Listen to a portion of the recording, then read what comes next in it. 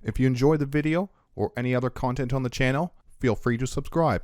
It really helps the channel out. This video is an overview of a competitive list for the Adeptus Custodes Talons of the Emperor Detachment. This is an all-plastic, no Forgeworld 2000 point list. The list has lots of board control and scoring units, not a lot of ranged anti-tank though. I go over how the Talons of the Emperor Detachment benefits this list with the detachment rule, enhancements, and stratagems. Tips and tricks for each unit in the list as well. Now, let's move on to the list. The list is a Talons of the Emperor Detachment list. I've named this one Heroes of Lion's Gate. It comes to 2,000 points exactly. Our Warlord is Valerian.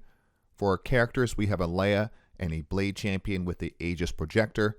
Our battle line, we have 5 Custodian Guard, 4 with Spears, and 1 with the Vexilla with the Shield and the Misericordia. A unit of 5 Allarus Custodians with Guardian Spears, 2 units of Wardens with Guardian Spears and the Vexilla, a unit of 4 Prosecutors, 3 units of 4 Witchseekers, and finally a 10-man unit of Vigilators. For our allied units, we have Inquisitor Draxus, and dedicated transports, we have 3 Psykana Rhinos with a Hunter-Killer missile each. Now we'll touch on the army rule for the Adeptus Custodes and the detachment rule for the Talons of the Emperor. The army rule is Martial Kata. Each time a unit from your army with this ability is selected to fight, select one of the Kata stances. Until that unit has finished making its attacks, the selected stance is active for it and it gains the relevant ability. Dakatari stance, melee weapons equipped by models gain the Sustained Hits 1 ability. Then we have Rendak stance, melee weapons equipped by models in this unit have the Lethal Hits ability. A great army rule to boost our melee damage potential. If we will be wounding on a 4+ or less, pick Sustained Hits 1. If it's 5 or 6s, pick Lethal Hits. The detachment rule for the Talons of the Emperor is called Revered Companions. Psykana units from your army gain the following ability: Null Aegis. Adeptus Custodes units within 6 inches of this unit gain a 5+ Feel No Pain against psychic attacks and mortal wounds. All other Adeptus Custodes units from your army gain the following ability: Deadly Unity. While a Psykana unit is within 6 inches of this unit, each time a model in that Psykana unit makes an attack, add 1 to the hit roll. So it's pretty much if you have a sister within 6 inches of your Custodes unit, you have a 5+ Feel No Pain to mortal wounds, and that Psykana unit would also have a +1 to the hit roll.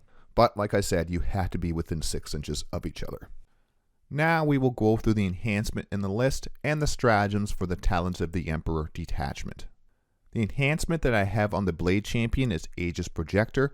Once per turn, the first time a saving throw is failed for the bearer's unit, change the damage characteristic of that attack to 0. On to the stratagems. The first one we have for 2 CP is Emperor's Executioners, and a lot of these stratagems have a restriction where if you can select 2 units, it's 2 units if you can pick a Custodes unit and a Psykana unit and they are within 6 inches of each other. And this one is in the fight phase, up to 2 Adeptus Custodes unit. If you're attacking a unit below starting strength, add +1 to the wound roll. Then we have Empiric Severance for 1 CP. If you have a Custodes unit within 6 inches of a Psykana unit, you can get a 4+ Feel No Pain against psychic attacks and mortal wounds. Then we have Hunt as 1 for 1 CP in your movement phase, up to 2 Adeptus Custodes units from your army. They can fall back, shoot, and charge. Next is Shield of Honor. In your opponent's shooting phase, if they target a Psykana unit and you have a Adeptus Custodes infantry unit within 6 inches, you can make that enemy attack the Adeptus Custodes infantry unit instead, as long as that Custodes unit is a eligible target. Then we have Talon Pincer for 1 CP, and this is the most powerful stratagem in the detachment. Just after an enemy unit ends a normal, advanced, or fallback move within 9 inches of your unit, you can do a normal move up to 6 inches. And once again, you can select 2 Adeptus Custodes unit as long as one of them is a Psykana unit. Talons Interlocked in your shooting phase, up to 2 Adeptus Custodes units from your army that can target 1 eligible target. For the rest of the phase, they can only target that unit, but they improve the strength and armor penetration of their attacks by 1. Now let's move on to the units and just talk about them a little bit. The first one is Valerian with 5 Wardens. This is our Warlord unit. The unit will be placing in the center objective. With Valerian's ability Golden Laurels for -1 to the AP of incoming melee attacks, and the Warden's Living Fortress and Resolute Will making this the toughest unit in the list. These Warden units will make the best targets for Empiric Severance and Shield of Honor, giving the 4+ Feel No Pain to mortals and keeping a sister unit safe. We may want to use one of the Rhinos or Witchseekers to take the middle objective first before we commit to putting this unit out in the open to be shot at. This detachment does not have many defensive stratagems to keep this unit alive after the Wardens have used their 4+ Feel No Pain.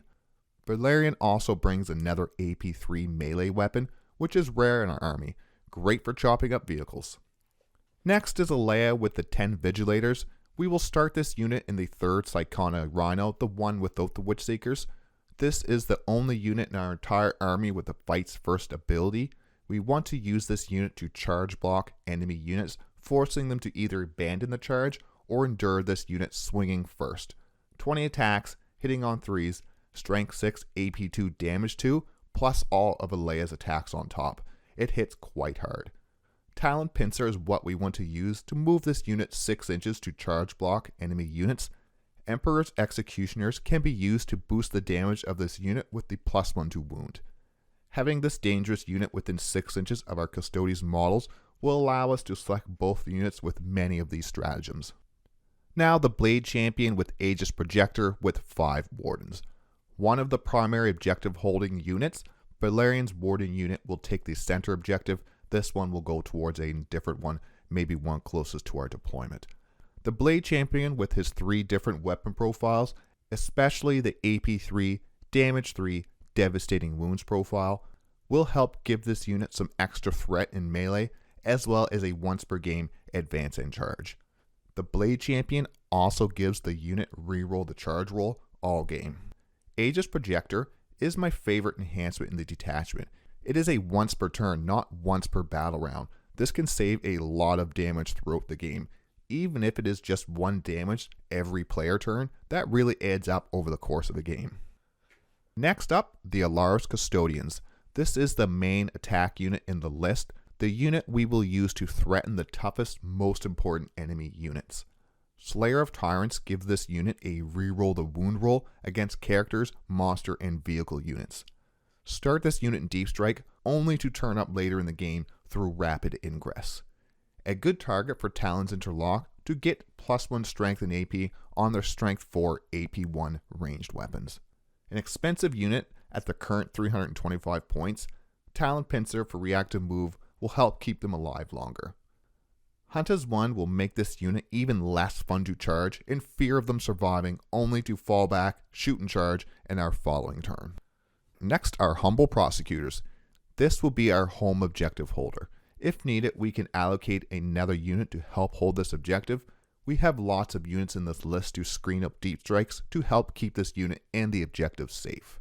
Talon Pincer can be used to reactive move this unit out of line of sight or charge range.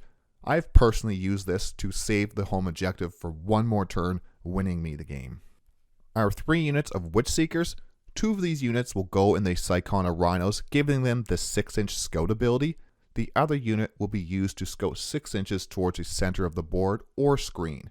These 3 units will be used for secondary actions and spreading the 6-inch Null Aegis ability, giving our army a 5+ Feel No Pain to mortals and psychic damage. Witchseekers can use the Sanctified Flames ability to cause battle shock tests on an enemy unit hit by their torrent weapons. On to our 3 Psykana Rhinos. These Rhinos are fantastic for spreading the Null Aegis aura throughout the army, giving us some more tough high wound models on the board for secondary actions and holding objectives. These can also be targeted by Talon Pincer stratagem and a lot of the other stratagems that say target a Psykana unit for reactive move up to 6 inches. Each will have a Hunter Killer Missile, which will be our best long-range anti-tank weapon in the list. Target priority will be important since you only get 1 shot each. Target enemy units who can threaten our Custodes infantry with lots of damage 3 shooting. The anti-tank is not important since we only really have these Rhinos. You want to take out those weapons that can take out Custodes in 1 shot.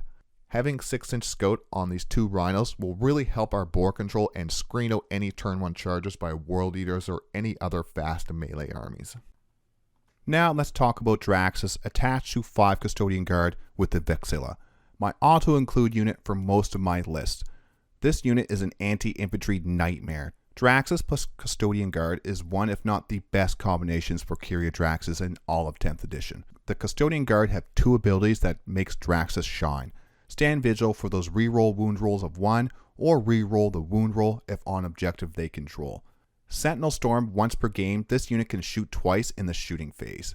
Draxus has 2 ranged attacks, her Dirge Singer, which is Assault, Anti-Infantry 4, Devastating Wounds, 4 shots, hitting on 3s, 2s if your target is a Xenos, Strength 4, AP 0, Damage 2.